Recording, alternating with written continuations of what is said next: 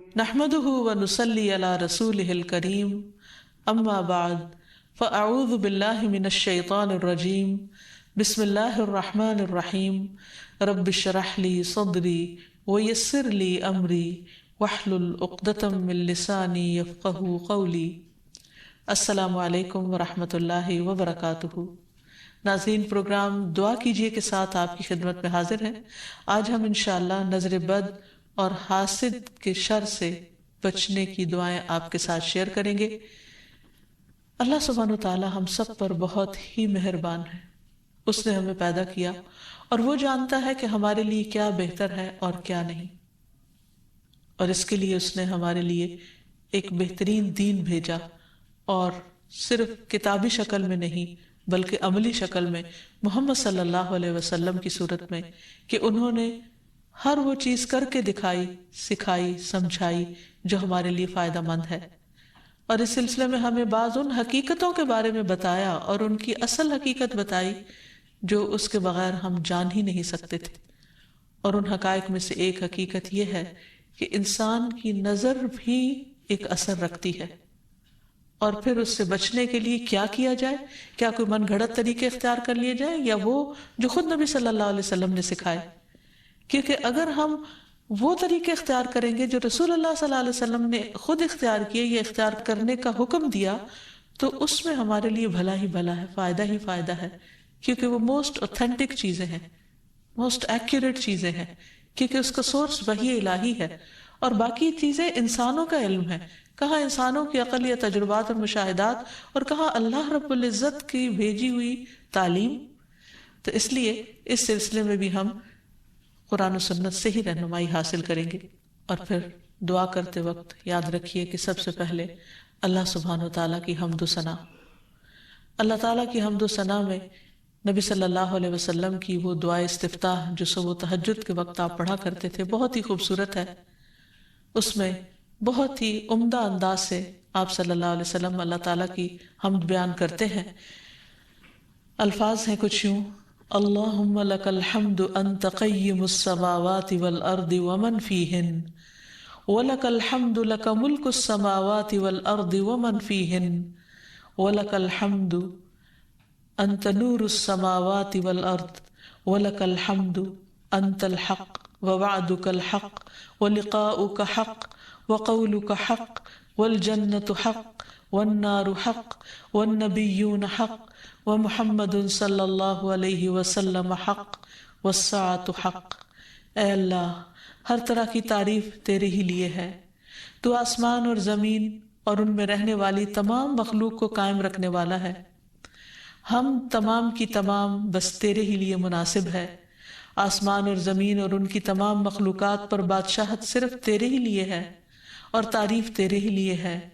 تو آسمان و زمین کا نور ہے، اور تعریف تیرے ہی لیے ہے۔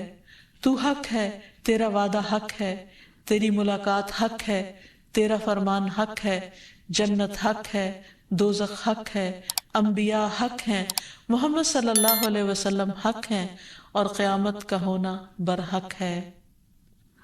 اور پھر اللہ تعالیٰ کی حمد و ثنا کے بعد درود شریف کا پڑھنا دعاؤں کی قبولیت کا ذریعہ بنتا ہے۔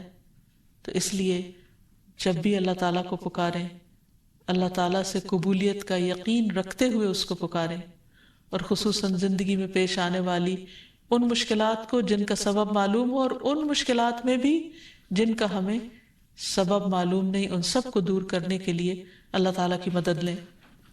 جہاں تک نظر بد کی حقیقت کا تعلق ہے تو اس کے بارے میں نبی صلی اللہ علیہ وسلم نے ہمیں بتایا ہے۔ آپ نے فرمایا العین حق، کہ نظر لگنا برحق ہے، یعنی انسانی نظر کے اندر ایسی ریز ہوتی ہیں، ایسی تاثیر ہوتی ہے جو دوسرے کے اوپر جا کر اثر انداز ہوتی ہے اور اس کو نقصان پہنچا سکتی ہے، لیکن یہ ہوتا ہے اللہ کے اذن سے، اللہ کے حکم سے۔ اللہ تعالیٰ جس چیز میں چاہے خیر رکھ دے، جس چیز میں چاہے تکلیف کا عنصر رکھ دے، اور اس کے ہر فیصلے میں خیر و بھلائی ہی ہے۔ جو کچھ ہوتا ہے وہ اسی کے حکم سے ہوتا ہے۔ مثلا ہم دیکھتے ہیں کہ یعقوب علیہ السلام کے بیٹے جب مصر میں سب جا رہے تھے تو انہوں نے خاص طور پر ان کو تلقین کی تھی کہ تم ایک دروازے سے داخل نہیں ہونا، اور اس کی وجہ یہی تھی کہ ان کو ڈر تھا کہ کہیں یہ سارے نوجوان اکٹھے جب مل کر داخل ہوں گے تو دیکھنے والوں کی نظر کا شکار نہ ہو جائیں۔ تو انہوں نے کہا وما اغنی عنکم من اللہ من شیء ان الحکم الا للہ علیہ توکلت وعلیہ فلیتوکل المتوکلون۔ تو انہوں نے کہا کہ میں تمہیں یہ ترکیب بھی بتا سکتا ہوں، لیکن میں تم سے اللہ کی طرف سے آنے والی کوئی چیز ہٹا نہیں سکتا، یعنی اگر پھر بھی اللہ کا حکم تم پر نافذ ہونا ہوا، کوئی نقصان پہنچنا ہوا، تو پھر میں کچھ نہیں کر سکتا، حالانکہ وہ اللہ کے پیغمبر تھے۔ حکم اللہ کے سوا کسی کا نہیں، اسی پر میں نے بھروسہ کیا اور اسی پر لازم ہے کہ سب بھروسہ کرنے والے بھروسہ کریں۔ پھر اسی طرح ایک اور روایت میں جو حضرت ابو ذر سے مروی ہے، ہمیں پتہ چلتا ہے رسول اللہ صلی اللہ علیہ وسلم نے فرمایا ہے کہ بے شک نظر بد آدمی کو اللہ کے حکم سے دیوانہ کر دیتی ہے، یعنی بہت سے ذہنی امراض یا نفسیاتی امراض یا ڈپریشن کی وجہ نظر بد بھی ہو سکتی ہے۔ نظر بد کے بعض اوقات فزیکل اثرات بھی ہوتے ہیں، یعنی جسمانی اثرات بھی ہوتے ہیں۔ مثلا ایک روایت میں آتا ہے کہ ام سلمہ رضی اللہ تعالیٰ عنہ کہتی ہیں کہ نبی صلی اللہ علیہ وسلم نے ان کے گھر میں ایک لڑکی دیکھی جس کے چہرے پر نظر بد کی وجہ سے کالے دھبے پڑ گئے تھے، یعنی چہرے کا رنگ خراب ہو چکا تھا۔ تو نبی صلی اللہ علیہ وسلم نے فرمایا کہ اس پر دم کرو کیونکہ اس سے نظر بد لگ گئی ہے۔ تو اس سے بھی پتہ چلتا ہے کہ نظر بد جسمانی بیماریوں یا جسمانی حالت میں تغییر کا سبب بھی ہو سکتی ہے۔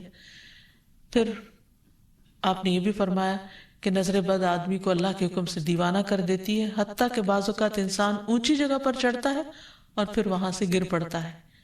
یعنی بعض اوقات بچے آپ نے دیکھا ہوگا کہ کھیل رہے ہوتے ہیں، اچھے بھلے کھیل رہے ہوتے ہیں، ایک دم ماں باپ دیکھ کر خوش ہوتے ہیں، اچانک وہ ایسی چیز سے جا ٹکراتے ہیں کہ بعض اوقات بڑے بڑے حادثات ہو جاتے ہیں۔ تو ایسی صورت میں جب بھی انسان کسی چیز کو دیکھے جس پر دل خوش ہونے لگے تو فوراً ماشاء اللہ پڑھے، اللہ کا ذکر کرے، تو پھر نظر کے برے اثرات سے محفوظ رہا جا سکتا ہے۔ پھر اسی طرح بعض اوقات بچے بلا وجہ رونا شروع کر دیتے ہیں اور چپ ہی نہیں ہوتے، تو اس میں بھی نظر بد کا اثر ہوتا ہے۔ حضرت عائشہ کہتی ہیں کہ ایک مرتبہ نبی صلی اللہ علیہ وسلم تشریف لائے تو ایک بچے کے رونے کی آواز سنی۔ آپ نے فرمایا کہ یہ بچہ کیوں رو رہا ہے؟ تم اس کی نظر کیوں نہیں اتارتے؟ یعنی اس پر ایسے اذکار پڑھے جائیں کہ جس کی وجہ سے اس کی یہ تکلیف دور ہو جائے۔ پھر اسی طرح بچوں کا کمزور ہونا، ان کی صحت درست نہ ہونا۔ آپ صلی اللہ علیہ وسلم نے حضرت اسماء بنت امیس سے کہا، کیا بات ہے کہ میں اپنے بھائی جعفر کے بیٹوں کے جسموں کو دبلا پتلا دیکھ رہا ہوں، یعنی ان کی صحت اچھی نہیں ہے، کیا انہیں فقر و فاقہ رہتا ہے، یعنی کھانے کو کچھ نہیں ملتا؟ انہوں نے عرض کیا، نہیں، بلکہ انہیں بہت جلد نظر لگ جاتی ہے۔ آپ نے فرمایا انہیں دم کرو۔ انہوں نے آپ کے سامنے چند کلمات پیش کیے تو آپ نے فرمایا انہیں دم کرو، یعنی ان کلمات کے ساتھ دم کرو۔ وہ کلمات انشاءاللہ آگے بتائے جائیں گے۔ پھر اسی طرح بعض اوقات نظر بد کی وجہ سے جان بھی خطرے میں پڑ جاتی ہے یا انسان شدید بیمار ہو جاتا ہے۔ اور آپ صلی اللہ علیہ وسلم نے خصوصی طور پر ایک موقع پر جب ایک صحابی نے دوسرے کو دیکھا تو ان کی طبیعت خراب ہو گئی، تو آپ صلی اللہ علیہ وسلم نے خود ان کے سینے پر 3 دفعہ ہاتھ مارا اور یہ دعا پڑھی، اللہم اذھب عنہ حرہا وبردہا ووصبہا، اے اللہ اس کی گرمی اور سردی اور بیماری اور لاغری دور کر دے۔ پھر کھڑے ہوئے اور فرمایا، جب کسی کو اپنے بھائی کا وجود یا کوئی مال پسند آئے، یعنی کوئی چیز اٹریکٹ کرے، تو اس کے لیے برکت کی دعا کرے، کیونکہ نظر لگ جانا برحق ہے۔ تو اس حدیث سے بھی پتہ چلتا، اور یہ سلسلہ صحیحہ کی صحیح حدیث ہے، اور جن کو نظر لگی تھی وہ حضرت سہل تھے، اور یہ تفصیلی روایت ہمیں حدیث کی کتاب سے مل جاتی ہے۔ پھر اسی طرح نظر کی وجہ سے بعض اوقات موت تک واقع ہو جاتی ہے۔ آپ صلی اللہ علیہ وسلم نے فرمایا کہ اللہ کی قضاء و قدر کے بعد نظر بد ہی میری امت کے اکثر لوگوں کی موت کا سبب بن جاتی ہے، یعنی اچانک پھر کوئی ایسی بیماری آ جاتی کہ انسان کی زندگی کے خاتمے کا ذریعہ بن جاتی۔ ایک اور حدیث میں آتا ہے کہ نظر بد آدمی کو قبر میں اور اونٹ کو ہانڈی میں پہنچا دیتی، یعنی اونٹ تڑپنے لگتا ہے تو اس کو نحر کر دیا جاتا ہے اور پھر اس کا گوشت پکا کے کھا لیا جاتا ہے۔ اسی طرح آپ صلی اللہ علیہ وسلم نے یہ بھی فرمایا، نظر کا لگ جانا برحق ہے، اور یہ اوپر چڑھنے والے کو پھسلا دیتی ہے. یعنی بعض اوقات انسان کا کام ہو رہا ہوتا ہے اور اس میں خلل پیدا ہو جاتا ہے. تو اس لیے ہمیں نظر بد سے بچنے کے طریقے معلوم ہونے چاہیے اور صحیح طریقے معلوم ہونے چاہیے. سب سے پہلی چیز یہ کہ انسان اللہ کی پناہ مانگے، اللہ تعالیٰ سے حفاظت طلب کرے. رسول اللہ صلی اللہ علیہ وسلم نے فرمایا اللہ تعالیٰ سے نظر لگنے سے پناہ مانگو، کیونکہ نظر کا لگ جانا برحق ہے. یعنی اللہ کے سوا کون ہو سکتا ہے جو انسان کو اپنی حفاظت دے. پھر اسی طرح جس کی نعمت دیکھی جائے اسے ہمیشہ برکت کی دعا دی جائے، مبارک دی جائے، تاکہ وہ شر سے محفوظ رہے. رسول اللہ صلی اللہ علیہ وسلم نے فرمایا جب تم میں سے کوئی اپنے بھائی یا اس کی ذات یا مال میں کوئی ایسی چیز دیکھے جو اسے پسند آئے تو اسے چاہیے کہ وہ اسے برکت کی دعا دے، کیونکہ نظر کا لگ جانا برحق ہے. پھر اسی طرح یہ ہے کہ انسان دم کرے. حضرت انس کہتے ہیں کہ رسول اللہ صلی اللہ علیہ وسلم نے نظر بد، ڈنک اور نملہ کی بیماری کے لیے دم کی اجازت دی ہے. نملہ کی بیماری میں پسلی دانوں سے بھر جاتی ہے. پھر حضرت عائشہ فرماتی ہے کہ رسول اللہ صلی اللہ علیہ وسلم نے مجھے حکم دیا کہ نظر بد لگ جانے پر دم کیا جائے. پھر اسی طرح بخار، پہلو کے پھوڑے اور نظر بد میں دم کی اجازت دی گئی ہے. خصوصی طور پر چھوٹے بچوں کو دم کرتے رہنا چاہیے، اور جتنی بھی مائیں ہیں وہ ان کی تعلیم و تربیت کے حصے میں یہ بات شامل ہونی چاہیے کہ وہ چھوٹے بچوں کو صبح و شام کی دعائیں پڑھ کر یا اللہ تعالیٰ کا ذکر کر کے دم کرتی رہیں، خصوصاً نظر بد کی دعا. حضرت اسماء کہتی ہے کہ ایک مرتبہ انہوں نے عرض کیا یا رسول اللہ صلی اللہ علیہ وسلم جعفر کے بچوں کو نظر لگ جاتی ہے، کیا میں ان پہ دم کر سکتی ہوں؟ تو آپ نے فرمایا ہاں، اگر کوئی چیز تقدیر سے سبقت لے جا سکتی تو وہ نظر بد ہوتی، یعنی اتنے اس کے اثرات ہوتے ہیں. پھر اسی طرح نظر بد کے علاج میں یہ بات بھی بہت مفید ہے جو نبی صلی اللہ علیہ وسلم کی سنت سے ثابت ہے کہ نظر لگانے والے کے وضو کے بچے ہوئے پانی سے اس کو غسل کرایا جائے جس کو نظر لگی ہو. ایک اور روایت میں آتا ہے کہ آپ صلی اللہ علیہ وسلم نے فرمایا نظر بد لگنا برحق ہے، اگر کوئی چیز تقدیر پر غالب ہو سکتی تو وہ نظر بد ہے. جب لوگ تمہیں غسل کرنے کا کہیں تو غسل کر دو، یعنی اس کو برا نہ مانو، کیونکہ یہ ایک چیز ہے ہونے والی. اگر کسی کے آنے سے یا اچانک دیکھنے سے یا کسی کی بات سے یا تعریف سے دوسرے شخص کی طبیعت خراب ہو گئی ہے تو اس سے واضح طور پر پتہ چلتا ہے کہ کوئی ایسے ہی اثرات ہوئے ہیں، اور اگر وہ طلب کرے کہ وضو کر کے پانی دے دو تو دے دینا چاہیے، اس کو برا نہیں سمجھنا چاہیے. لیکن یہ یاد رکھیے کہ نظر بد کے اتار کے لیے غیر شرعی کام کرنا یہ درست نہیں. یعنی وہ چیزیں جن کا سنت سے کوئی ثبوت نہیں ملتا، جیسے بعض لوگ مرچیں جلاتے ہیں یا بعض لوگ کالے دھاگے پہن لیتے ہیں یا کوئی ایسے نشان لگا لیتے ہیں، تو ان چیزوں سے پرہیز کرنا چاہیے. کیونکہ نبی صلی اللہ علیہ وسلم نے ایک مرتبہ ایک قاصد کو روانہ فرمایا اور فرمایا کہ کسی اونٹ کے گلے میں کوئی تانت یا کوئی قلادہ باقی نہ چھوڑا جائے مگر اسے کاٹ ڈالا جائے. تو مالک نے کہا کہ یہ لوگ قلادے نظر بد سے بچانے کے لیے ڈالتے ہیں یا ایسے دھاگے ڈال دیتے ہیں، تو آپ نے فرمایا ان کو کاٹ کے ختم کر دیا جائے. پھر اسی طرح شرکیہ دم نہیں کرنے چاہیے جس میں اللہ سبحانہ و تعالیٰ کے علاوہ کسی اور کو پکارا گیا ہو یا ان کا نام لیا گیا ہو. اور دعاؤں میں خصوصاً معوذتین بہت مفید ہیں. قل اعوذ برب الفلق اور قل اعوذ برب الناس آخر تک 3 بار پڑھ کر مریض پر دم کیا جائے. رسول اللہ صلی اللہ علیہ وسلم جنوں اور انسانوں کی نظر بد سے پناہ مانگا کرتے تھے، یہاں تک کہ یہ 2 صورتیں نازل ہوئیں. جب یہ نازل ہوئی تو آپ نے انہیں پڑھنا شروع کر دیا اور ان کے علاوہ سب کچھ چھوڑ دیا. پھر اسی طرح ماشاء اللہ پڑھتے رہنا چاہیے. قرآن مجید میں آتا ہے وَلَوْلَا إِذْ دَخَلْتَ جَنَّتَكَ قُلْتَ مَا شَاءَ اللَّهُ لَا قُوَّةَ إِلَّا بِاللَّهِ. اور جب تو اپنے باغ میں داخل ہوا تو تم نے یہ کیوں نہ پڑھا کہ ماشاء اللہ لا قوت الا باللہ. یہ اس شخص کو کہا گیا جس کا باغ جل گیا تھا. سورۃ کہف میں اس کی کہانی موجود ہے. اور اس کا معنی کیا ہے کہ وہی ہوتا ہے جو اللہ چاہتا ہے اور اللہ کی توفیق کے بغیر کسی کا کچھ زور نہیں. پھر اسی طرح کچھ دیگر مسنون دعائیں ہیں جن کا پڑھنا نظر کے لیے فائدہ مند ہے. ابن عباس کہتے ہیں کہ نبی صلی اللہ علیہ وسلم حضرت حسن اور حسین کے لیے پناہ طلب کیا کرتے تھے اور فرماتے تھے کہ تمہارے دادا ابراہیم علیہ السلام بھی ان کلمات کے ذریعے اسماعیل اور اسحاق علیہ السلام کے لیے اللہ کی پناہ مانگا کرتے تھے. اعوذ بکلمات اللہ التامۃ من کل شیطان وہامۃ ومن کل عین لامۃ، میں پناہ مانگتا ہوں اللہ کے پورے پورے کلمات کے ذریعے ہر ایک شیطان سے، ہر زہریلے جانور سے، اور ہر نقصان پہنچانے والی نظر بد سے۔ پھر اسی طرح ایک اور دم بھی ہے، حضرت عائشہ کہتی ہے کہ میں رسول اللہ صلی اللہ علیہ وسلم پر نظر بد سے حفاظت کے لیے دم کیا کرتی تھی، یعنی وہ خود کرتی تھی، اور وہ اس طرح کہ میں اپنا ہاتھ ان کے سینے پر رکھتی اور یہ دعا پڑھتی، امسح البأس رب الناس بیدک الشفاء لا کاشف لہ الا انت، اے لوگوں کے رب اس تکلیف کو دور فرما دے، شفا تیرے ہاتھ میں ہے اور تیرے علاوہ کہیں اور سے شفا نہیں مل سکتی۔ اسی طرح حاسد کا حسد بھی نقصان دیتا ہے، جس سے بچنے کے لیے اللہ سبحانہ وتعالیٰ نے قل اعوذ برب الفلق اتاری، جس کے آخر میں آتا ہے ومن شر حاسد اذا حسد، کہ حاسد کے حسد سے بچنے کے لیے اللہ تو مجھے اپنی پناہ میں رکھ۔ اور حسد کہتے ہیں کسی انسان کو ملنے والی نعمت کے ختم ہونے کی تمنا کرنا، خواہ خود کو حاصل کرنے کا شوق ہو یا نہ ہو، یا تمنا ہو یا نہ ہو، تو اس سے منع کیا گیا ہے، اس کی حرمت بیان کی گئی ہے۔ نبی صلی اللہ علیہ وسلم نے فرمایا آپس میں حسد نہ کرو، آپس میں بغض نہ رکھو، قطع رحمی نہ کرو، اللہ کے بندو بھائی بھائی بن جاؤ۔ اور یہ ایمان کے منافی صفت ہے کہ کسی بندے کے دل میں ایمان اور حسد اکٹھے نہیں ہو سکتے۔ پھر یہ دین کو مونڈ دینے والی صفت ہے۔ پھر اسی طرح یہ ہے کہ لوگوں کی خیر خواہی اسی میں ہے کہ وہ ایک دوسرے سے حسد نہ کریں۔ آپ نے فرمایا لوگ اس وقت تک خیر پر رہیں گے، بھلائی ہوگی ان کی، جب تک کہ وہ حسد نہیں کریں گے۔ پھر اسی طرح یہ ہے کہ ایسا شخص اللہ تعالیٰ کا محبوب ہے جس کے دل میں کسی کے لیے کوئی حسد نہ ہو۔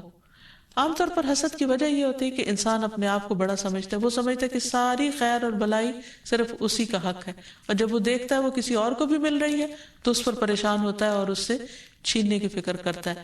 اور یہ ان خرابیوں میں سے جو بہت اول دور میں پائی گئی، مثلا ابلیس نے انسان کو سجدہ کیوں نہیں کیا؟ حسد کی بنا پر۔ قابیل نے حابیل کو کیوں قتل کیا؟ حسد کی بنا پر۔ تو اسی طرح کسی بھی انسان کے اندر جب تکبر آتا ہے، غرور آتا ہے، ابلیسی صفات آتی ہیں، تو وہ یہ سوچتا ہے کہ اس کا مقام اور مرتبہ بس اسی کو ملے، کسی اور کی طرف نہ جائے، یا کسی کو بھی اگر نعمت ملے تو وہ اس پر جالس ہو جاتا ہے۔ اور یہ بنیادی طور پر اس کی وجہ دنیا کی محبت کا زیادہ ہونا ہے۔ اس لیے ہمیں اس سے بچنے کی ضرورت ہے، اور یہ بیماری ایسے انسان کے اندر داخل ہو جاتی ہے کہ بعض اوقات انسان کو خود بھی پتہ نہیں چلتا۔ تو اس لیے اللہ سبحانہ وتعالیٰ سے دعا کرتے رہنا چاہیے، اور اس معاملے میں انسان کو اللہ پر بھروسہ بھی کرنا چاہیے، اور پھر اللہ تعالیٰ کی پناہ مانگنی چاہیے کہ اللہ تعالیٰ اپنی حفاظت میں رکھے، کیونکہ اللہ تعالیٰ فرماتے ہیں میرا محبوب بندہ اگر مجھ سے مانگتا ہے تو میں اسے دیتا ہوں، اور اگر وہ کسی دشمن یا شیطان سے میری پناہ مانگتا ہے تو میں اسے محفوظ رکھتا ہوں۔ پھر اسی طرح یہ ہے کہ حاسدوں سے نعمت کو چھپانے کی کوشش کرنا چاہیے۔ جب انسان کو یہ پتا ہو کہ کوئی شخص ایسا ہے جو اس کی نعمت پر خوش نہیں ہوتا، تو ان کے سامنے پھر اس کا اظہار نہیں کرنا چاہیے۔ ابو ہریرہ کہتے ہیں کہ رسول اللہ صلی اللہ علیہ وسلم نے فرمایا تم اپنی ضرورتوں کو پورا کرنے کے لیے ان کو رازداری میں رکھ کر مدد حاصل کرو، بے شک ہر صاحب نعمت حسد کیا جاتا ہے۔ پھر اسی طرح یہ کہ انسان کو حسد سے بچنے کے لیے اللہ تعالیٰ سے دعا کرتے رہنا چاہیے، کیونکہ ہر ایک کی پیشانی کے بال اللہ کے ہاتھ میں ہے، اور جب اللہ نہ چاہے تو کوئی کسی کو کچھ بھی نقصان نہیں دے سکتا، کچھ بھی بگاڑ نہیں سکتا۔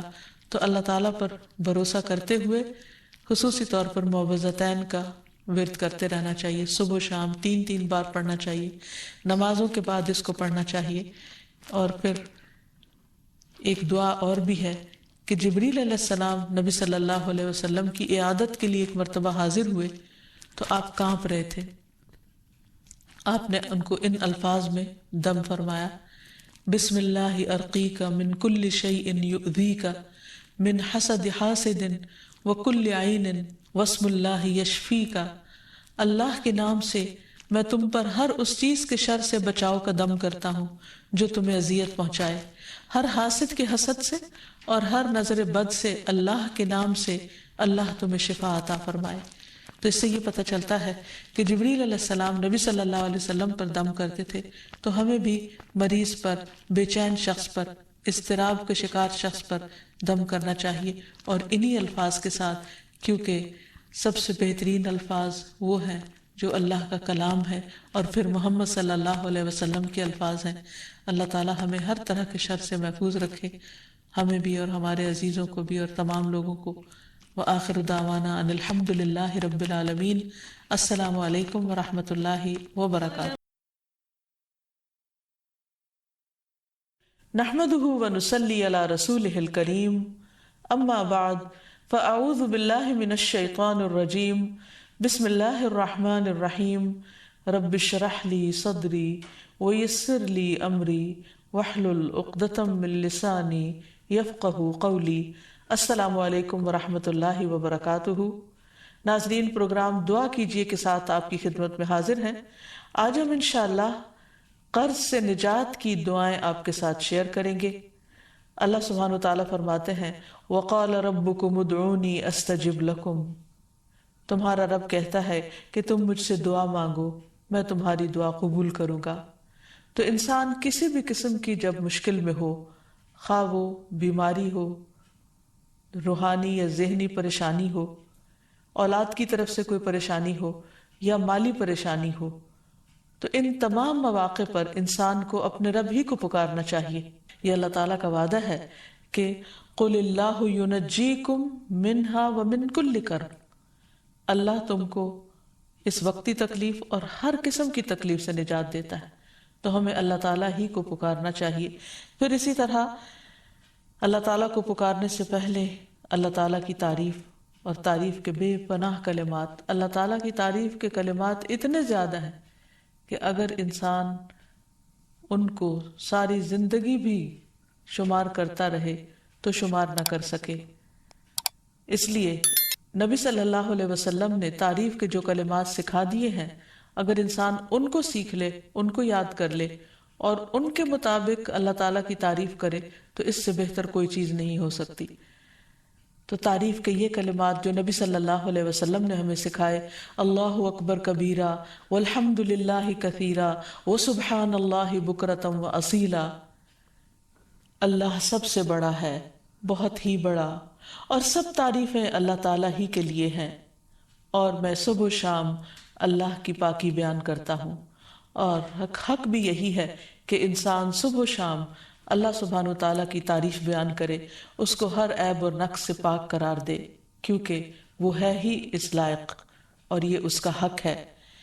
جہاں تک قرض دینے لینے کی بات ہے تو اس سلسلے میں ہمارا دین کیا کہتا ہے، چند باتیں اس سے متعلق عرض کریں گے۔ سب سے پہلے تو یہ کہ جب کوئی شخص ضرورت مند ہو، محتاج ہو اور قرض مانگے تو اسے قرض دینا چاہیے، کیونکہ کسی کی ضرورت پوری کرنا اللہ تعالیٰ کو بہت پسند ہے۔ پھر اسی طرح قرض لینے اور ادا کرنے کے بھی کچھ آداب ہیں۔ سب سے پہلی بات تو یہ کہ حتی الامکان کوشش کی جائے کہ انسان قرض لینے سے بچے، کیونکہ قرض لینے سے عموماً محبت کے رشتے اور تعلقات ختم ہو جاتے ہیں۔ ویسے بھی جب دوسرے انسان کو یہ پتہ چلتا ہے کہ قرض لینے والا یا مانگنے والا محتاج ہے، تو اس کے ضرورت مند ہونے کی وجہ سے یا اس کی مالی حیثیت کی کمی کی وجہ سے دوسرے کے دل میں اس کے مقام میں کمی آ جاتی ہے۔ تو اس لیے اس چیز سے حتی الامکان انسان بچے، اور پھر ہر معاملے میں انسان اللہ تعالیٰ ہی سے مانگے اور کوشش کرے کہ وہ لوگوں سے قرض نہ لے۔ لیکن پھر بھی انسان ہے، انسان کے لیے مالی معاملات، مالی مشکلات اس کے لیے ایک آزمائش ہوتی ہیں، ایک امتحان ہوتی ہے، اسے دوسروں سے مانگنے کی ضرورت پیش آ جاتی ہے۔ تو ایسی صورت میں انسان صرف جائز ضرورتوں کے لیے مانگے، عیاشی کے لیے یا صرف خواہشات کی تکمیل کے لیے قرض نہ لے کسی سے۔ یہاں تک اس چیز سے روکا گیا ہے کہ اگر کوئی شخص حج پہ جانے کی بھی، یعنی اتنے بڑے نیک کام کی بھی خواہش رکھتا ہے اور اس کے لیے وہ قرضہ لینا چاہتا ہے، تو اس سے منع کیا گیا۔ طارق بن عبد الرحمن سے مروی ہے کہ انہوں نے نبی صلی اللہ علیہ وسلم کے صحابی عبداللہ بن ابی اوفا سے سوال کیا کہ ایک شخص نے حج نہیں کیا، کیا وہ حج کے لیے قرض لے سکتا ہے؟ تو انہوں نے کہا کہ نہیں، یعنی حج جیسے نیک کام کے لیے بھی قرض نہیں لینا چاہیے۔ پھر اسی طرح قرض سے پاک ہونا جنت میں داخلے کی ضمانت ہے۔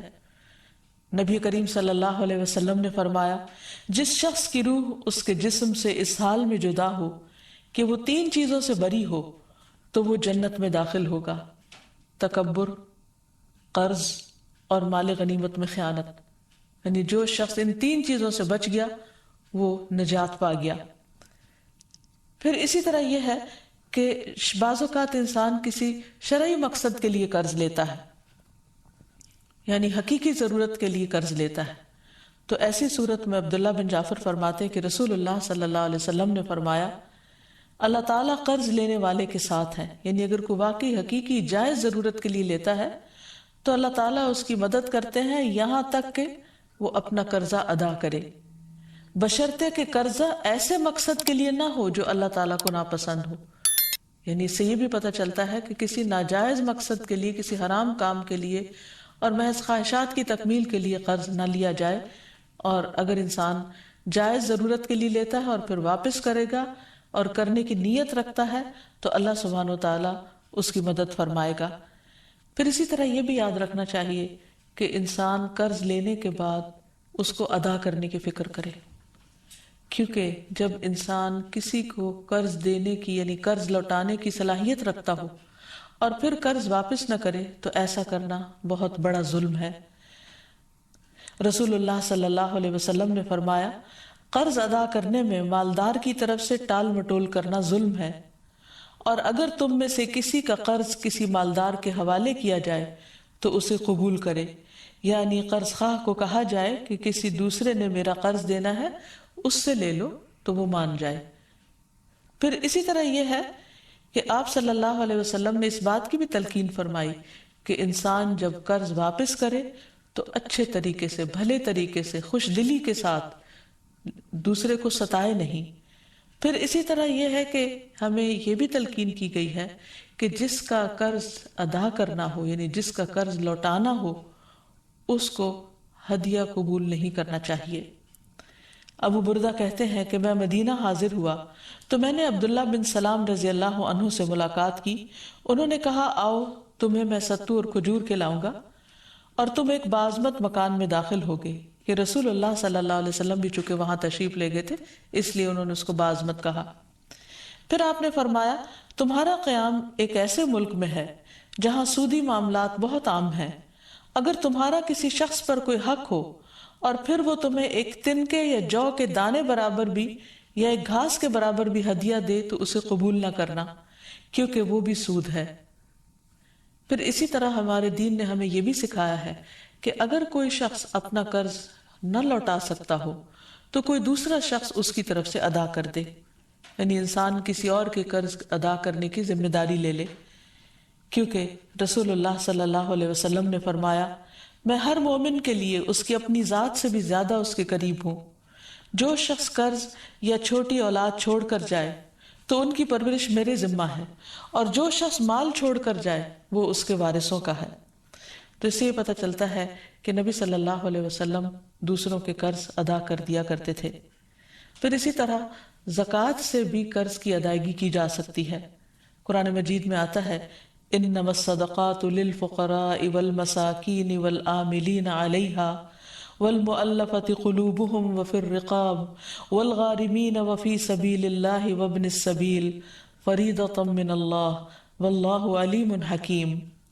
بے شک صدقات تو دراصل فقیروں، مسکینوں اور ان کارندوں کے لیے ہیں جو ان کی وصولی پر مقرر ہیں، نیز تالیف قلب، غلام آزاد کرانے، قرض داروں کے قرض اتارنے، اللہ کی راہ میں اور مسافروں پر خرچ کرنے کے لیے ہیں۔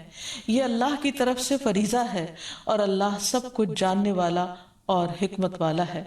تو اس سے یہ پتہ چلتا ہے کہ اگر کوئی شخص مجبور ہو، تکلیف میں ہو، قرض کے بوجھ تلے دبا ہوا ہو تو اس کا بوجھ اتارنے کے لیے اگر ویسے کوئی ذریعہ نہ بن پائے اور کوئی مدد کرنے کو تیار نہ ہو تو پھر اس کی مدد زکوٰۃ کے مال سے بھی کی جا سکتی ہے۔ لیکن یہ بات یاد رہے کہ ہر انسان جو قرض لے وہ قرض ادا کرنے کی نیت رکھے، کیونکہ جو شخص قرض ادا کرنے کی نیت کرے گا اللہ سبحانہ تعالیٰ کی اس کے ساتھ مدد ہوگی، اور اس کے لیے انسان کو بھرپور کوشش بھی کرنی چاہیے۔ حضرت عائشہ کہتی ہے کہ نبی صلی اللہ علیہ وسلم نے فرمایا، میری امت میں سے جو شخص قرض کا بوجھ اٹھائے اور اسے ادا کرنے کی کوشش کرتے ہوئے فوت ہو جائے لیکن وہ قرض ادا نہ کر سکے تو میں اس کا ولی ہوں، یعنی نبی صلی اللہ علیہ وسلم نے اس کو اپنے ذمے لیا۔ پھر کیونکہ یہ ایک بہت بڑی نیکی ہے، ایک بہت بڑا ثواب کا کام ہے، پھر اسی طرح یہ ہے کہ انسان کو اس کی بہت زیادہ فکر بھی ہونی چاہیے۔ ابو ہریرہ کہتے ہیں کہ نبی صلی اللہ علیہ وسلم نے فرمایا، میرے لیے یہ بات باعث مسرت نہیں کہ میرے پاس احد کے پہاڑ برابر سونا ہو اور تیسری رات مجھ پر آ جائے اور ان میں سے 1 دینار بھی میرے پاس باقی ہو، یعنی اسے میں اللہ کے راستے میں خرچ نہ کر دوں، سوائے اس دینار کے کہ اس کو میں اپنے قرض کی ادائیگی کے لیے بچا رکھوں۔ یعنی آپ صدقہ کرنے سے زیادہ اس بات کو اہمیت دیتے تھے کہ قرض کو واپس کر دیا جائے، کیونکہ قرض کا ادا کرنا فرض ہے اور صدقہ خیرات جو ہے وہ ایک نفلی عبادت ہے۔ اسی طرح ہم دیکھتے ہیں کہ ہمیں یہ بھی سکھایا گیا ہے کہ جب کوئی فوت ہو جائے تو اس کے چھوڑے ہوئے مال میں سے سب سے پہلے قرض چکایا جائے اس کا، اور پھر اس کے بعد اس کی وصیت پوری کی جائے۔ قرآن مجید میں بھی اس کا تاکیدی حکم ملتا ہے۔ حضرت علی رضی اللہ عنہ فرماتے ہیں کہ رسول اللہ صلی اللہ علیہ وسلم نے قرض وصیت سے پہلے ادا کرنے کا حکم دیا، جبکہ تم لوگ قرآن میں وصیت کو پہلے اور قرض کو بعد میں پڑھتے ہو۔ تو ابو عیسیٰ کہتے ہیں کہ عام علماء کا اس پر عمل ہے کہ وصیت سے پہلے قرض دیا جائے، کیونکہ قرض ادا کرنا فرض کے درجے میں ہے۔ اور پھر قرآن مجید میں پہلے کیوں آیا ہے کہ وصیت کو پورا کیا جائے؟ کیونکہ قرض والا تو قرض کا خود مطالبہ کر لے گا، لیکن وصیت جس کے حق میں کی گئی ہو سکتا ہے اسے معلوم بھی نہ ہو، تو اس کی اہمیت بتانے کے لیے کہ وصیت کو بھی پورا کرنا ضروری ہے، لیکن اگر میت جو ہے اس کے ذمہ قرض ہے اور اس کے ساتھ ساتھ وہ وصیت بھی کر چکا ہے تو پہلے قرض ادا ہوگا، اگر مال بچے گا تو وصیت پوری کی جائے گی۔ پھر اسی طرح یہ ہے کہ اگر کوئی شخص قرض ادا نہیں کرتا تو اس کی روح اس کی وجہ سے قید میں ہوتی ہے۔ سمرہ کہتے ہیں کہ رسول اللہ صلی اللہ علیہ وسلم نے ہمیں خطبے میں فرمایا، کیا یہاں بنی فلاں کا کوئی شخص ہے؟ تو کسی نے کوئی جواب نہیں دیا۔ پھر پوچھا، کیا یہاں بنی فلاں کا کوئی شخص ہے؟ پھر کسی نے کوئی جواب نہیں دیا۔ پھر آپ نے پوچھا، کیا یہاں بنی فلاں کا کوئی شخص ہے؟ تو ایک شخص نے کھڑے ہو کر کہا کہ میں ہوں، اے اللہ کے رسول صلی اللہ علیہ وسلم۔ آپ نے فرمایا، پہلے 2 بار پوچھنے پر تم کو جواب دینے میں کس چیز نے روکا تھا؟ میں تمہیں تمہاری بھلائی کی خاطر پکار رہا تھا، تمہارا ساتھی اپنے قرض کے سبب قید میں ہے۔ سمرہ کہتے ہیں، میں نے اسے دیکھا کہ اس شخص نے اس کا قرض ادا کر دیا، یہاں تک کہ کوئی اس سے اپنا قرض مانگنے والا نہ بچا۔ یعنی آپ صلی اللہ علیہ وسلم نے اس بات کا اہتمام کیا کہ میت کی روح کو آزاد کرانے کے لیے اس کے قرضے چکا دیے جائیں۔ یاد رہے کہ شہید سے بھی قرض معاف نہیں۔ عبداللہ ابن عمرو ابن العاص کہتے ہیں کہ رسول اللہ صلی اللہ علیہ وسلم نے فرمایا، شہید سے سوائے قرض کے سب گناہ معاف کر دیے جاتے ہیں۔ نبی صلی اللہ علیہ وسلم نے ایسے شخص کا جنازہ پڑھانے سے انکار کر دیا جس کے ذمہ قرض تھا۔ ابو ہریرہ کہتے ہیں کہ نبی صلی اللہ علیہ وسلم کے پاس جب کوئی جنازہ لایا جاتا تو آپ پہلے یہ سوال پوچھتے کہ کیا اس شخص پر کوئی قرض ہے؟ اگر لوگ کہتے کہ ہاں تو آپ پوچھتے کہ اسے ادا کرنے کے لیے کیا اس نے کوئی مال چھوڑا ہے؟ اگر لوگ کہتے کہ ہاں تو آپ اس کی نماز جنازہ پڑھا دیتے، اور اگر جواب میں نہ بولتے تو نبی صلی اللہ علیہ وسلم فرماتے کہ اپنے ساتھی کی نماز جنازہ خود پڑھ لو۔ یہ اس وجہ سے کہ لوگوں کو اس بات کا احساس ہو کہ قرض موت کے بعد بھی انسان کے لیے باعث وبال ہے اگر ادا نہ کیا جائے۔ پھر اسی طرح جو قرض ادا نہ کرنے کی نیت سے قرض لے، ایسے شخص کی بہت مذمت کی گئی ہے۔ نبی صلی اللہ علیہ وسلم نے فرمایا، جو کوئی لوگوں کا مال قرض کے طور پر ادا کرنے کی نیت سے لیتا ہے تو اللہ تعالیٰ بھی اس کی طرف سے ادا کرے گا، یعنی اللہ تعالیٰ مدد فرمائے گا اس کی۔ اور جو کوئی نہ دینے کی نیت سے لے کہ دینا نہیں، بس دوسرے کا مال ہتھیا لو قرض کے بہانے، تو اللہ تعالیٰ اس کو تباہ کر دے گا۔ رسول اللہ صلی اللہ علیہ وسلم نے فرمایا، جو مرد بھی قرض لے اور اس کی نیت یہ ہو کہ قرضہ ادا نہ کرے گا تو وہ اللہ سے چور بن کر ملے گا۔ یعنی یہ معمولی بات نہیں ہے، بہت بڑا گناہ ہے اگر کوئی ایسی نیت رکھے۔ پھر اسی طرح ایک اور روایت میں آتا ہے یہ محمد بن عبداللہ بن جحش سے روایت ہے، وہ فرماتے ہیں کہ اللہ کے رسول صلی اللہ علیہ وسلم اس جگہ بیٹھے ہوئے تھے جہاں جنازے رکھے جاتے تھے، تو آپ نے اپنا سر آسمان کی طرف اٹھایا، پھر اپنی نگاہ کو نیچے کیا، پھر اپنا ہاتھ اپنی پیشانی پر رکھ کر فرمایا سبحان اللہ سبحان اللہ، کیا سختی اتری ہے۔ فرماتے ہیں کہ ہم نے پہچان لیا اور ہم خاموش ہو گئے۔ جب دوسرا دن ہوا تو میں نے رسول اللہ صلی اللہ علیہ وسلم سے پوچھا کہ کیا سختی ہے جو نازل ہوئی ہے؟ آپ نے فرمایا قرض کے بارے میں، اس ذات کی قسم جس کے قبضے میں میری جان ہے، اگر کوئی شخص اللہ کے راستے میں قتل کر دیا گیا ہو، پھر وہ زندہ ہو جائے، پھر مار ڈالا جائے، پھر زندہ ہو، پھر مار ڈالا جائے، اور اس پر قرض ہو، تو وہ جنت میں داخل نہ ہو سکے گا۔ یعنی بہت بڑی بات ہے، اس لیے انسان کو عام حالات میں چھوٹی موٹی ضرورتوں پر قرض نہیں لینا چاہیے، لیکن اگر کوئی شدید ضرورت ہو تو ادا کرنے کی نیت سے لینا چاہیے اور پھر ادا کرنے کی کوشش بھی کرنی چاہیے۔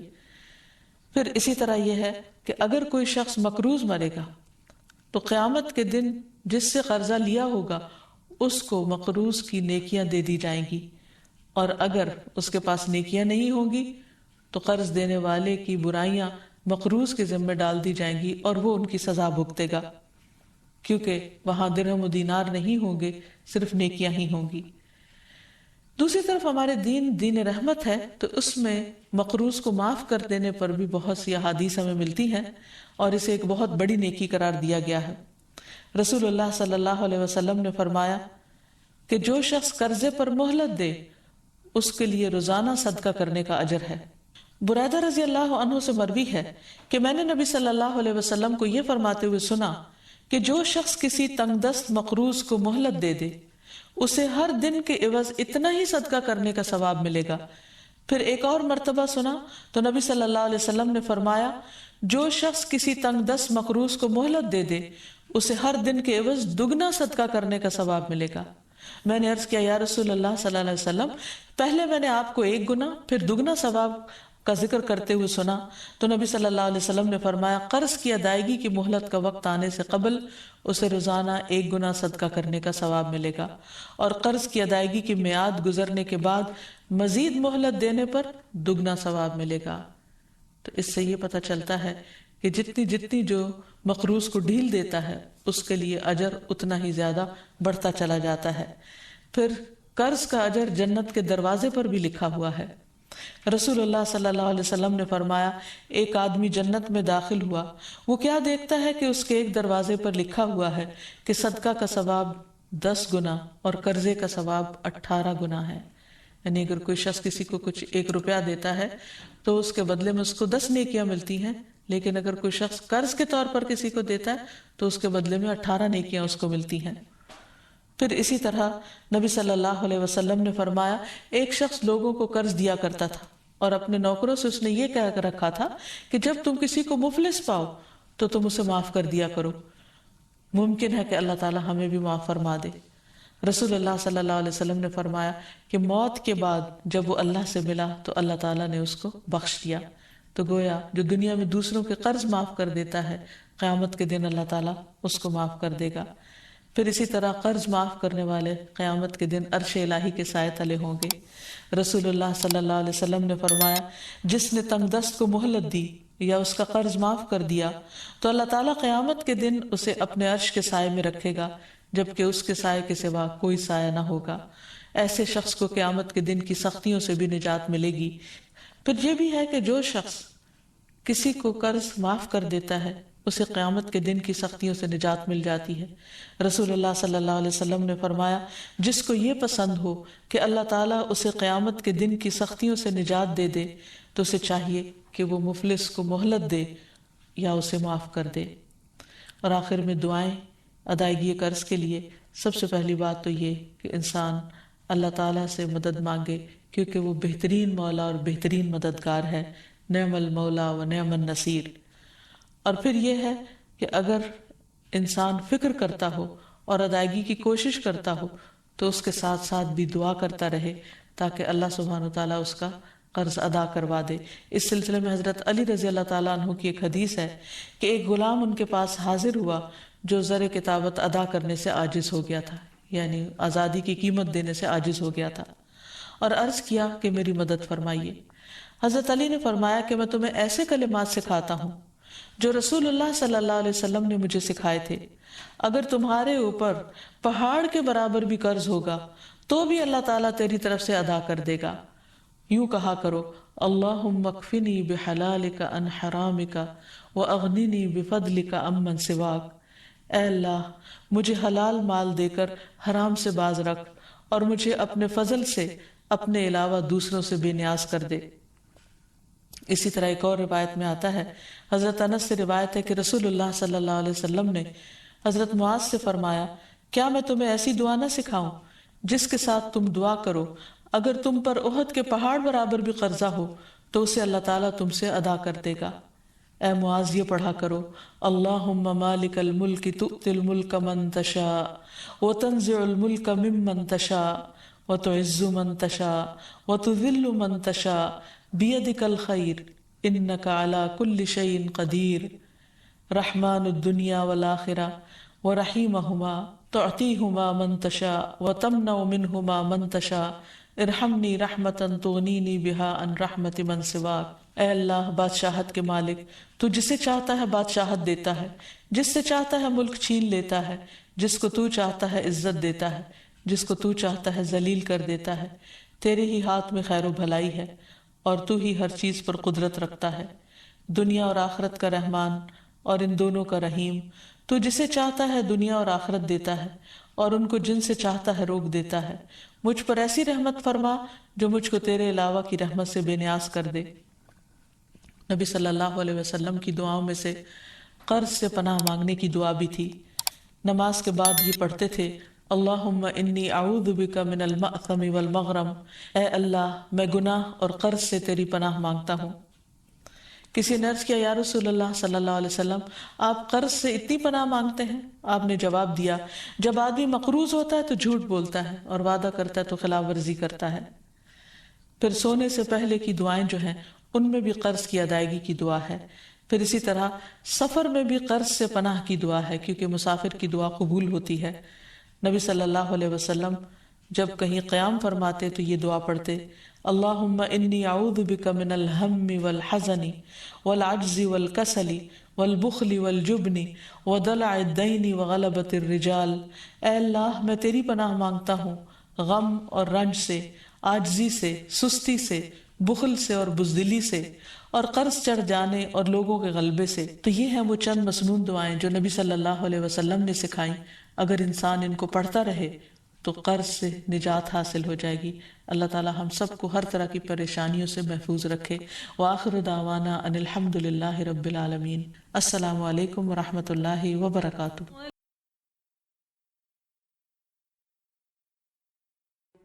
نحمده ونصلي على رسوله الكريم، اما بعد فاعوذ باللہ من الشیطان الرجیم، بسم اللہ الرحمن الرحیم، رب اشرح لي صدری ویسر لي امری واحلل عقدۃ من لسانی یفقہوا قولی۔ السلام علیکم ورحمۃ اللہ وبرکاتہ۔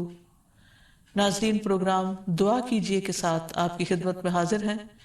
آج ہم انشاءاللہ نعمتوں کے زوال سے بچنے کے لیے دعاؤں کے بارے میں بات کریں گے۔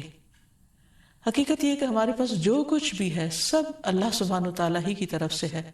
جیسے قرآن پاک میں آتا ہے، وَمَا بِكُم مِّن نِّعْمَةٍ فَمِنَ اللَّهِ، تمہارے پاس جو بھی نعمت ہے وہ سب کی سب اللہ تعالیٰ کی طرف سے۔ اگر انسان غور بھی کرے تو بات بھی درست ہے، کیونکہ کون سی چیز ایسی ہے جو ہم نے خود بنائی ہو یا خود اگائی ہو یا خود تیار کی ہو؟ سب کا سب اللہ سبحانہ وتعالیٰ ہی کا دیا ہوا ہے۔ ہم صرف ان کو استعمال کرتے ہیں، اپنی ضرورت کے مطابق ان کو ڈھال لیتے ہیں، ورنہ ہم ان کے بنانے والے نہیں، نہ ہم بارش برسانے والے ہیں اور نہ زمین سے سبزہ اگانے والے ہیں۔ اگر اللہ تعالیٰ بارشوں کو روک لے تو کون بارش برسا سکتا ہے؟ اور اگر اللہ تعالیٰ زمین کو بنجر اور ویران کر دے تو کون ہے جو اس میں کچھ اگا سکے؟ اسی طرح اگر ہمارے پاس بولنے کی طاقت ہے تو یہ بھی اللہ سبحانہ وتعالیٰ کی دی ہوئی ہے۔ اسی طرح کھانے پینے کی بے شمار نعمتیں ہیں، اور بھی بہت ساری چیزیں، اولاد، اچھے ساتھی، دوست، احباب، سب سے بڑھ کر اللہ سبحانہ وتعالیٰ کی طرف سے آئی ہوئی ہدایت، یہ تمام چیزیں ہمارے فائدے کے لیے ہیں۔ اور ان کو اگر ہم گننا چاہیں تو گن نہیں سکتے. وَإِن تَعُدُّوا نِعْمَةَ اللَّهِ لَا تُحْصُوهَا، اگر تم اللہ کی نعمتوں کو شمار کرنا چاہو، گننا چاہو تو گن نہیں پاؤ گے. اور یہ ایک بالکل سچی بات ہے. تو ہمیں ان نعمتوں کی قدردانی بھی کرنی چاہیے، ان پر اللہ تعالیٰ کا شکر گزار رہنا چاہیے، اور ان کو صحیح جگہ پر صحیح طور پر استعمال کرنا چاہیے اگر ہم واقعی اللہ تعالیٰ کے شکر گزار بندے بننا چاہتے ہیں. اور اس کے لیے ہم کوشش کے ساتھ ساتھ جب دعا کرتے ہیں تو اللہ تعالیٰ دعاؤں کا سننے والا ہے. تو آئیے دیکھتے ہیں کہ وہ کون سی دعائیں ہیں جو نعمتوں کی حفاظت کے لیے ہمیں سکھائی گئی ہیں، اور اسی طرح وہ کون سے طریقے ہیں کہ جن کے ذریعے نعمتوں کی حفاظت ہوتی ہے اور نعمتیں طویل عرصے تک انسان کے پاس رہتی ہیں اور انسان ایک پرلطف زندگی گزار سکتا ہے. جیسے ہم دیکھتے ہیں کہ ایک مرتبہ اکرمہ بن ابی جہل نے، جب نبی صلی اللہ علیہ وسلم نے مکہ فتح کر لیا اور وہ بھاگ گیا وہاں سے اور جا کر کشتی میں سوار ہو گیا، اور جب کشتی ڈوبنے لگی تو کشتی کے مالک نے کہا کہ اب تمہارے بت تمہیں نہیں بچا سکتے، صرف ایک اللہ کو پکارو، وہی تمہاری مشکل آسان کرے گا. تو اس وقت اکرمہ کی آنکھیں کھل گئی کہ اگر اس وقت صرف ایک اللہ کو پکارنا ہے تو یہی وہ بات ہے کہ جو محمد ہمیں اتنے عرصے سے بتا رہے ہیں اور ہماری سمجھ میں نہیں آ رہی. تو بہرحال انہوں نے اس وقت اللہ تعالیٰ سے عہد کیا کہ اگر آج میں یہاں سے زندہ بچ نکلا تو میں محمد صلی اللہ علیہ وسلم کے پاس حاضر ہو کر اسلام قبول کر لوں گا. تو بہرحال انہوں نے اپنا عہد پورا کیا اور پھر اسلام کی بہت ساری خدمت بھی کی. تو اس میں ہم دیکھتے ہیں کہ انہوں نے ایک مرتبہ سچے دل سے اللہ تعالیٰ کو پکارا تھا اور ان کی پکار سن لی گئی، دعا قبول ہو گئی اور ایک بہت بڑے طوفان سے وہ بچ نکلے. تو اسی طرح ہم میں سے ہر شخص کو اپنی زندگی میں ضرور اس بات کا تجربہ ہوتا ہے کہ وہ کہیں نہ کہیں مشکل میں مبتلا ہوتا ہے اور پھر اللہ تعالیٰ کو پکارتا ہے اور اللہ تعالیٰ اس کی پکار سنتے ہیں. یہ الگ بات ہے کہ بعض اوقات جب ہمیں اللہ تعالیٰ نعمت سے نوازتے ہیں تو ہم پھر پلٹ جاتے ہیں اپنی ہی دنیا میں اور اللہ تعالیٰ کو بھول جاتے ہیں. تو اللہ تعالیٰ کو بھولنے کی بجائے اس کا ذکر اور اس کا شکر ادا کرتے رہنا چاہیے، اور خصوصاً جب ہم دعا کر رہے ہوں تو ساتھ ساتھ اللہ تعالیٰ کی تعریف بھی کرتے جائیں. الحمدللہ، اللہ اکبر، لا الہ الا اللہ، جو بھی کلمات دل سے نکلے اللہ کی تعریف کے انہی کو پڑھ لینا چاہیے. اور اگر عربی زبان میں نہ بھی یاد ہو تو اپنی زبان میں جو بھی ہم بولتے ہیں اور جس میں ہم اپنے آپ کو زیادہ بہتر طور پر سمجھتے ہیں کہ ہم اللہ تعالیٰ کو پکار سکتے ہیں، اس زبان میں اللہ تعالیٰ کو پکاریں اور پھر محمد صلی اللہ علیہ وسلم پر درود شریف پڑھیں. تو انشاءاللہ اللہ سبحانہ وتعالیٰ دعائیں سنے گا. جہاں تک نعمتوں کے زوال کا تعلق ہے، یعنی نعمتوں کے ختم ہو جانے کا تعلق ہے، تو یہ دراصل انسان کا ایک امتحان بھی ہے اور اس کے ساتھ ساتھ بعض اوقات عذاب بھی. جہاں تک یہ اللہ تعالیٰ کی طرف سے بندے کے لیے آزمائش ہے تو اس بارے میں رسول اللہ صلی اللہ علیہ وسلم نے فرمایا، اللہ تعالیٰ فرماتا ہے جب میں کسی مومن بندے کی محبوب چیز دنیا والوں میں سے اٹھا لیتا ہوں پھر وہ ثواب کی نیت سے صبر کرتا ہے تو اس کا بدلہ جنت ہے. یعنی اللہ تعالیٰ بندے کو بڑا مقام دینا چاہتے ہیں تو اسے دنیا کی کسی نعمت سے محروم کر دیتے ہیں، لیکن اس وقت ضروری ہے کہ بندہ اللہ تعالیٰ کے فیصلے پر راضی ہو جائے، اس کی رضا پہ راضی ہو جائے. تو جو راضی ہوتا ہے اللہ تعالیٰ اس سے راضی ہو جاتا ہے، اور جس سے راضی ہو جائے رب، اس کے لیے پھر جنت ہی جنت ہے. پھر اسی طرح یہ ہے کہ بعض اوقات انسان کو ملنے والی نعمتیں جب لے لی جاتی ہیں تو وہ اس کے گناہوں کا کفارہ بن جاتی ہیں، کیونکہ بعض اوقات ہم اللہ تعالیٰ کی نعمتیں پا کر وہ شکر ادا نہیں کر رہے ہوتے یا اطاعت نہیں کر رہے ہوتے تو اللہ تعالیٰ پھر وہ نعمت واپس لے لیتا ہے تاکہ بندہ ہوش میں آئے اور اللہ تعالیٰ کی عبادت کی طرف راغب ہو جس کے لیے اللہ تعالیٰ نے انسان کو پیدا کیا ہے. پھر اسی طرح یہ ہے کہ بعض آزمائشوں پر صبر بہت بڑے اجر کا باعث بنتا ہے جو عام طور پر انسان نہیں کر سکتا یا عام طور پر اتنا بڑا اجر حاصل نہیں کر سکتا. رسول اللہ صلی اللہ علیہ وسلم سے طاعون کے متعلق پوچھا گیا تو آپ نے بتایا کہ یہ ایک عذاب تھا جو اللہ جس پر چاہتا تھا بھیج دیتا تھا، لیکن اس امت کے مسلمانوں پر اللہ نے اسے رحمت بنا دیا. اب جو شخص طاعون کی بیماری میں مبتلا ہو اور اس شہر میں ثواب کی نیت سے صبر کرتے ہوئے رکا رہے اور یقین رکھتا ہو کہ اسے صرف وہی مصیبت آ سکتی ہے جو اللہ تعالیٰ نے اس کے لیے لکھ دی ہے تو اسے شہید کے برابر اجر ملے گا. پھر اسی طرح ایمان والوں کے لیے، صبر کرنے والوں کے لیے نعمتوں کا جانا، تکلیفوں کا آنا، بیماریوں کا آنا، جہاں بہت بڑے اجر اور ثواب کی بات ہے، وہاں اللہ کے نافرمانوں کے لیے یہ عذاب بھی ہے. کیونکہ فرق یہیں سے پتہ چلے گا کہ کون سی مصیبت کس کے لیے رحمت ہے اور کس کے لیے عذاب ہے، کہ جو آزمائش میں پڑنے کے بعد اللہ تعالیٰ کے قریب ہو جائے، اللہ تعالیٰ کی طرف جھک جائے، اللہ سے دعائیں مانگنے لگے، اپنے اعمال کی اصلاح کر لے، اس کے لیے آزمائش ایک نعمت ہے. یعنی اس کے لیے نعمت کا جانا بھی ایک نعمت ہے. اور جو شخص نعمت کے جانے پر، آزمائش کے آنے پر اللہ تعالیٰ سے ناراض ہو جائے اور اپنے رویے میں کوئی تبدیلی نہ کرے، اپنے اعمال کی کچھ اصلاح نہ کرے، تو وہ اس کے لیے عذاب ہی عذاب ہے. جیسا کہ ہم دیکھتے ہیں کہ آل فرعون کو اللہ تعالیٰ نے مختلف طریقے سے آزمایا. ارشاد باری تعالیٰ ہے وَلَقَدْ أَخَذْنَا آلَ فِرْعَوْنَ بِالسِّنِينَ وَنَقْصٍ مِّنَ الثَّمَرَاتِ لَعَلَّهُمْ يَذَّكَّرُونَ. پھر ہم نے آل فرعون کو کئی سال تک قحط اور پیداوار کی کمی میں مبتلا رکھا تاکہ وہ نصیحت پکڑے. لیکن کیا ہوا؟ انہوں نے نصیحت نہیں پکڑی، وہ ایمان نہیں لائے. تو یہ آزمائشیں ان سب کے لیے ایک عذاب تھیں. پھر یہاں ایک سوال یہ بھی پیدا ہوتا ہے کہ نعمتوں کا زوال ہوتا کیوں ہے؟ یعنی آزمائش عذاب تو اپنی جگہ، لیکن نعمتیں کیوں چلی جاتی ہیں؟ اس میں انسان کا کیا ہاتھ ہوتا ہے؟ تو سب سے پہلی چیز یہ کہ انسان جب کسی نعمت کی قدر نہیں کرتا یا اس پر شکر گزار نہیں ہوتا تو وہ نعمت اس سے چلی جاتی ہے.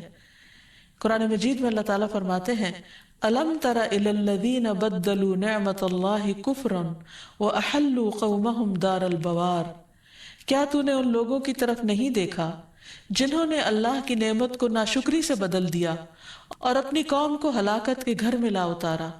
یعنی جب کوئی قوم ناشکری کرتی ہے تو اس سے نعمتوں کا زوال ہو جاتا ہے. ایک اور جگہ پر بھی آتا ہے وَضَرَبَ اللَّهُ مَثَلًا قَرْيَةً كَانَتْ آمِنَةً مُطْمَئِنَّةً يَأْتِيهَا رِزْقُهَا رَغَدًا مِّن كُلِّ مَكَانٍ فَكَفَرَتْ بِأَنْعُمِ اللَّهِ فَأَذَاقَهَا اللَّهُ لِبَاسَ الْجُوعِ وَالْخَوْفِ بِمَا كَانُوا يَصْنَعُونَ. اور اللہ نے ایک بستی کی مثال بیان کی جو اطمینان والی تھی، اس کے پاس اس کا رزق کھلا ہر جگہ سے آتا تھا، تو اس نے اللہ کی نعمتوں کی ناشکری کی تو اللہ نے اسے بھوک اور خوف کا لباس پہنا دیا اس کے بدلے جو وہ کیا کرتے تھے. پھر اسی طرح غرور اور تکبر نعمتوں کے زوال کا سبب بنتا ہے. اور تکبر کہتے ہیں حق بات کا انکار کرنا، اپنے آپ کو بڑی چیز سمجھنا اور صحیح بات کو نہ ماننا. ایک شخص نبی صلی اللہ علیہ وسلم کی موجودگی میں بائیں ہاتھ سے کھانا کھا رہا تھا تو آپ نے اس کو منع کیا اور کہا کہ دائیں ہاتھ سے کھاؤ. تو اس نے کہا میں دائیں سے نہیں کھا سکتا. تو آپ نے فرمایا تم کبھی نہ کھا سکو، اور وہ مرتے دم تک پھر اپنا دایاں ہاتھ اوپر نہیں اٹھا سکتا تھا. تو اس سے یہ پتہ چلتا ہے کہ بعض اوقات انسان جب اللہ اور اس کے رسول صلی اللہ علیہ وسلم کی کسی بات کو واضح طور پر ماننے سے انکار کر دیتا ہے تو اس پر بھی انسان کا امتحان ہو جاتا ہے. پھر اسی طرح نعمتوں کی نسبت اپنی طرف کرنا کہ ہم یہ سب کچھ اپنی محنت سے کر رہے ہیں اور ہماری کوشش ہے، اور اللہ سبحانہ وتعالیٰ کا شکر ادا نہ کرنا. اس سلسلے میں ہم دیکھتے ہیں کہ قارون ہے، قارون کو اللہ نے بہت کچھ دے رکھا تھا، لیکن وہ اسے اللہ کی رحمت یا اللہ کا انعام نہیں سمجھتا تھا. قال انما اوتیتہ علی علم عندی، کہ یہ سب کچھ تو مجھے اس علم کی بدولت ملا ہے جو مجھے حاصل ہے، یہ تو میرا اپنا کمال ہے، میری اپنی محنت ہے. پھر کیا ہوا؟ فخسفنا به وبداره الارض، ہم نے اس کو اور اس کے گھر کو زمین میں دھنسا دیا. فما كان له من فئة ينصرونه من دون الله وما كان من المنتصرين، تو ہم نے اسے اور اس کے گھر کو زمین میں دھنسا دیا، پھر نہ اس کے لیے کوئی جماعت تھی جو اللہ کے مقابلے میں اس کی کوئی مدد کرتی، اور نہ وہ اپنا بچاؤ کرنے والوں میں سے تھا. پھر اسی طرح نعمتوں کے زوال کا ایک سبب نعمتوں کو غیر اللہ کی طرح منسوب کرنا، یعنی دوسروں کو اس کا سبب بتانا اور اللہ تعالیٰ سے دھیان ہٹ جانا اور اللہ کو یاد نہ کرنا اور اس کا شکر ادا نہ کرنا. اسی طرح نعمت کو استعمال نہ کرنا، وہ بھی نعمت میں کمی کر دیتا ہے. قرآن مجید میں آتا ہے وَيْلٌ لِكُلِّ هُمَزَةٍ لُمَزَةٍ الَّذِي جَمَعَ مَالًا وَعَدَّدَهُ يحسب أن ماله أخلده. بڑی ہلاکت ہے بہت تانا دینے والے اور بہت عیب لگانے والے کے لیے وہ جس نے مال جمع کیا اور اسے گن گن کر رکھا، وہ گمان کرتا ہے کہ بے شک اس کا مال اسے ہمیشہ زندہ رکھے گا، یعنی مال کی وجہ سے اس کی شہرت ہوگی. تو جب ایک انسان کو اللہ مال دیتا ہے تو اس کے لیے لازم ہے کہ وہ اس کو اپنی ذات پر بھی خرچ کرے، اپنے گھر والوں پر بھی کرے، اور غریبوں، مسکینوں، یتیموں وغیرہ کا حصہ بھی اس میں سے نکالے. لیکن اگر انسان صرف اس کو بڑھاتا ہی چلا جائے اور کسی کا بھی حق نہ دے تو پھر اللہ سبحانہ وتعالیٰ اس میں کمی فرما دیتے ہیں. حضرت اسماء بنت ابی بکر کی روایت ہے، وہ کہتی ہے کہ مجھے رسول اللہ صلی اللہ علیہ وسلم نے فرمایا خرچ کرو یا تھوڑا تھوڑا کر کے خرچ کرتی رہو، گن گن کر نہ رکھو ورنہ اللہ بھی گن گن کر دے گا. یعنی جو تمہیں اللہ دیتا ہے اس میں سے دوسروں کا حصہ بھی نکالتی رہو. اسی طرح ایک اور روایت سے بھی پتہ چلتا ہے کہ جو لوگ اللہ کے راستے میں خرچ نہیں کرتے ان کے مال کس طرح ضائع ہو جاتے ہیں. ابو درداء کہتے ہیں کہ رسول اللہ صلی اللہ علیہ وسلم نے فرمایا جب بھی سورج طلوع ہوتا ہے تو اس کے دونوں پہلوؤں میں 2 فرشتے بھیجے جاتے ہیں جو یہ منادی کرتے ہیں، اور اس منادی کو 2 بوجھوں یعنی جن و انس کے علاوہ تمام اہل زمین سنتے ہیں کہ اے لوگو اپنے رب کی طرف آؤ، کیونکہ وہ تھوڑا جو کافی ہو جائے اس زیادہ سے بہتر ہے جو غفلت میں ڈال دے. اسی طرح جب بھی سورج غروب ہوتا ہے تو اس کے دونوں پہلوؤں میں 2 فرشتے بھیجے جاتے ہیں جو آواز لگاتے ہیں، منادی کرتے ہیں، اور اس منادی کو بھی 2 بوجھوں کے علاوہ تمام اہل زمین سنتے ہیں کہ اے اللہ خرچ کرنے والے کو اس کا نعم البدل عطا فرما، اور اے اللہ روک کر رکھنے والے کے مال کو ہلاک کر دے. تو اس سے یہ پتہ چلتا ہے کہ جو بندہ خرچ نہیں کرتا اس کا مال ضائع ہو جاتا ہے، اور جو دیتا ہے اس کے لیے وعدہ ہے کہ اللہ تعالیٰ اس کو اس کا بہترین نعم البدل اور عطا فرمائے گا. پھر اسی طرح لوگوں کی ضرورتیں پوری نہ کرنا، پھر اسی طرح بخل کرنا، کنجوسی سے کام لینا. جیسے قرآن مجید میں باغ والوں کا قصہ بیان کیا گیا کہ انہوں نے بخل کا فیصلہ کیا اور کہا کہ ہم آج اپنا باغ جب کاٹیں گے اس کا پھل لیں گے تو کسی بھی مسکین کو کچھ نہیں دیں گے، کسی اور کے اوپر ہم خرچ نہیں کریں گے.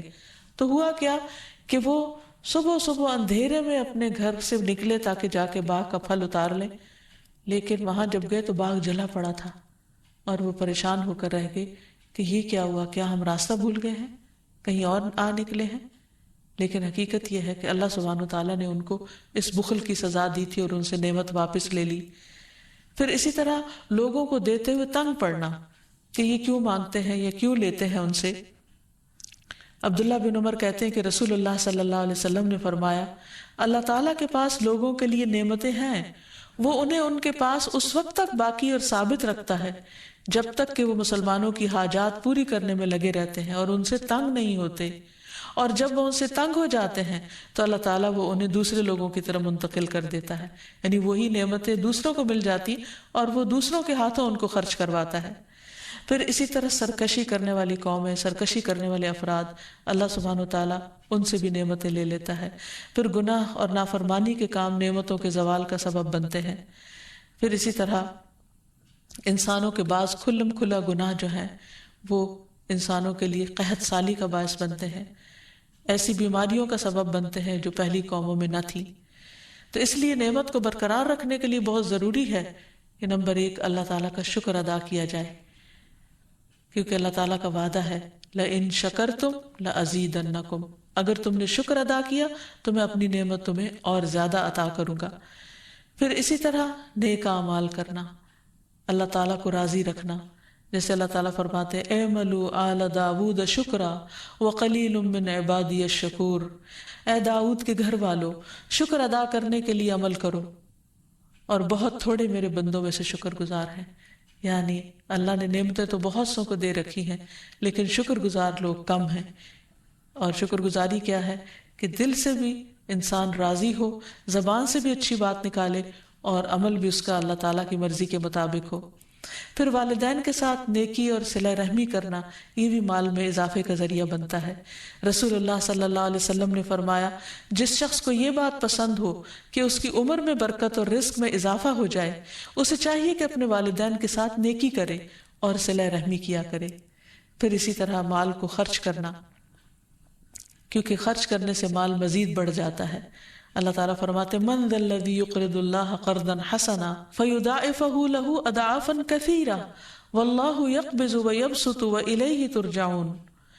کون ہے جو اللہ تعالیٰ کو قرض حسنہ دے تو اللہ اسے کئی گنا بڑھا کر زیادہ عطا کرے، اور اللہ ہی لوگوں کا رزق تنگ اور کشادہ کرتا ہے، اور تمہیں اسی کی طرف لوٹ کر جانا ہے۔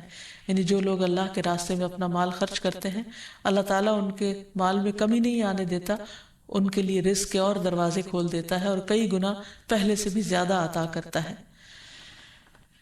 نعمتوں کی حفاظت کے لیے ضروری ہے کہ انسان جہاں عملی تدابیر اختیار کرے وہاں اللہ تعالیٰ سے خوب دعا بھی کرے، اور اس سلسلے میں سب سے پہلے وہ دعا جو حضرت سلیمان علیہ السلام نے مانگی کہ رب اوزعنی ان اشکر نعمتک التی انعمت علی وعلی والدی وان اعمل صالحا ترضاہ وادخلنی برحمتک فی عبادک الصالحین۔ اے میرے رب مجھے توفیق دے کہ میں تیری نعمت کا شکر ادا کروں جو تو نے مجھ پر اور میرے ماں باپ پر کی ہے، اور یہ کہ میں نیک عمل کروں جسے تو پسند کر لے، تو راضی ہو جائے، اور اپنی رحمت سے مجھے اپنے نیک بندوں میں شامل کر لے۔ تو اس لیے شکر کا ادا کرنا صرف ضروری نہیں بلکہ اس کی نیت، ارادہ اور اللہ تعالیٰ سے اس کی توفیق مانگنا بھی ضروری ہے، کیونکہ جب تک اللہ تعالیٰ توفیق نہ دے انسان شکر بھی ادا نہیں کر سکتا۔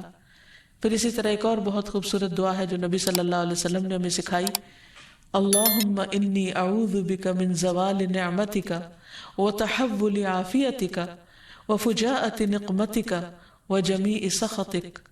اے اللہ میں تیری پناہ چاہتا ہوں اس بات سے کہ تیری کوئی نعمت چھن جائے یا تیری دی ہوئی عافیت پلٹ جائے، یعنی تو نے جو ہمیں امن و امان دے رکھا ہے وہ ختم ہو، یا کوئی ناگہانی عذاب آ جائے، اور تیرے تمام غصے ناراضگیوں سے تیری ہی پناہ چاہتا ہوں۔ کیونکہ جب انسان کسی سے ڈرتا ہے تو عموماً اس سے بھاگتا ہے، لیکن یہاں عجب معاملہ ہے کہ انسان اللہ سے ڈرتا ہے اور پناہ کے لیے بھی اللہ ہی کی طرف جاتا ہے، توبہ کے لیے بھی اللہ سبحانہ وتعالیٰ ہی کی طرف رجوع کرتا ہے۔ رفاع زرقی سے مروی ہے، وہ کہتے ہیں کہ جب احد کے دن مشرکین منتشر ہو گئے تو رسول اللہ صلی اللہ علیہ وسلم نے فرمایا برابر ہو جاؤ تاکہ میں اپنے رب عز و جل کی ثنا کروں۔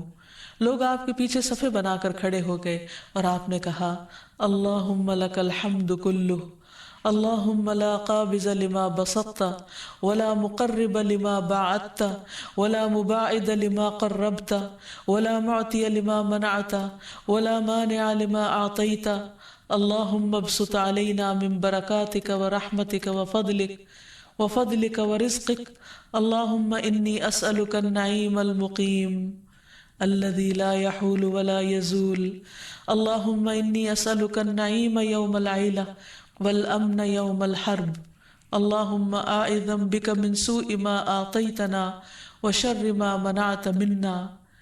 اے اللہ تیرے ہی لیے ہر قسم کی تعریف ہے، اے اللہ جو تو پھیلا دے اسے کوئی سمیٹنے والا نہیں، جو تو دور کر دے تو کوئی اسے نزدیک کرنے والا نہیں، جسے تو نزدیک کر دے تو اسے کوئی دور کرنے والا نہیں، جسے تو عطا کرے اسے کوئی روکنے والا نہیں، اور جس سے تو روک دے اسے کوئی دینے والا نہیں۔ اے اللہ ہم پر اپنی برکات، اپنی رحمت، اپنے فضل اور اپنے رزق کو پھیلا دے۔ اے اللہ میں تجھ سے ایسی نعمتیں مانگتا ہوں جو ہمیشہ قائم رہیں، تیری اطاعت میں حائل نہ ہو اور نہ زائل ہوں۔